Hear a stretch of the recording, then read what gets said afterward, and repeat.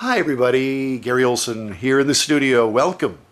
And today we're going to do the second in a series of 3 figurals I've been planning for my art show in October, and dedicated to the memory of all those wonderful folks I've known over the years in Farmers Market. Farmers Market, of course, a constant source of inspiration for me in subject matter. This was Pearl Ott. I originally sketched her in 1983, and it was close to the fall of the year, and she was holding daisies or mums, I think, in her hands at the time. Well, I said, gee, that would have been so cool if we had tulips, but it was the fall of the year. So I decided, well, she dressed warmly in the spring of the year because we've had some chilly springs, and I used Photoshop on my computer.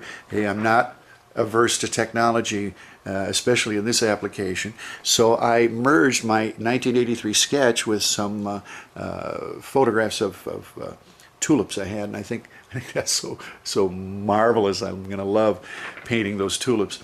So, and Pearl too, of course. So listen, sit back, relax. In the next few minutes, you're going to see this painting come to life. It's Pearl on Gary Olsen Studio.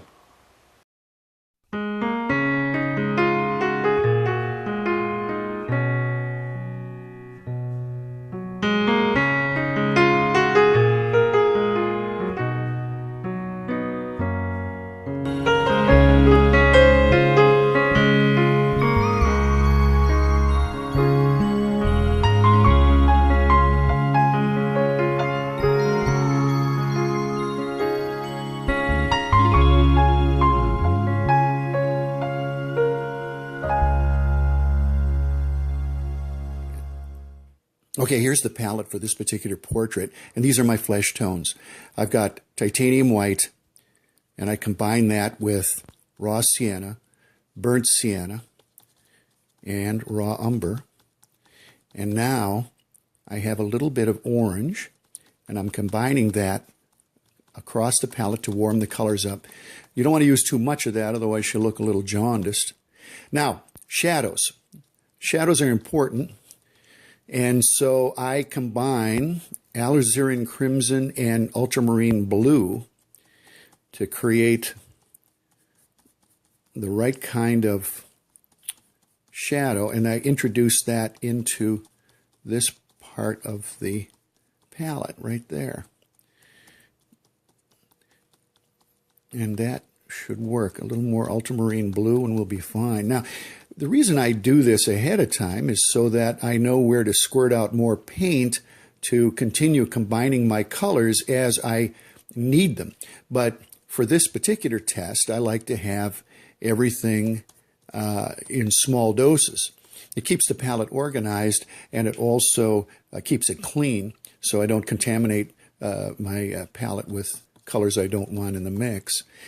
And then finally, there's a dark shadow area over here that I combine purple right out of the tube and Payne's gray.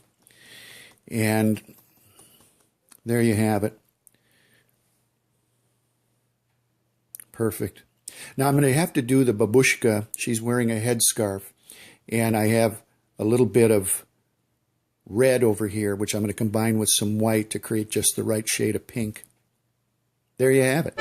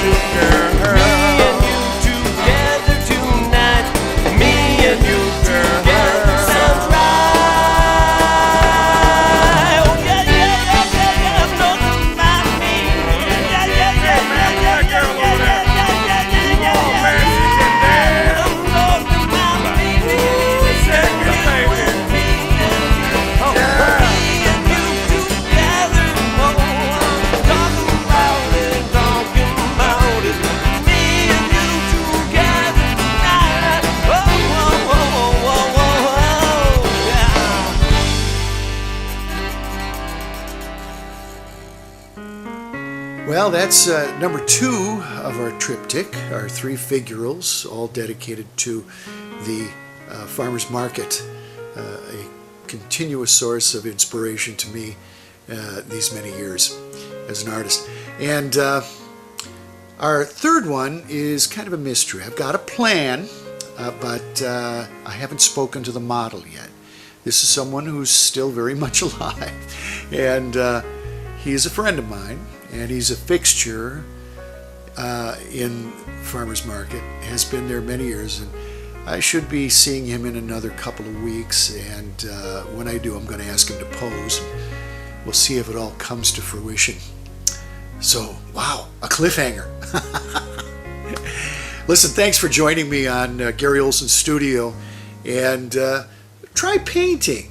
You know, are you learning anything at all from this series? I hope so, because it's so fun, it's so liberating, really, to paint and to create things just using canvas, brushes, and paint. It's kind of old school when you think today with all the technology that's come to bear on the illustration and photography for editorial and advertising and everything else that's out there. But you know, I just love it. It's great, great, great for the soul. See you next time on Gary Olsen's studio.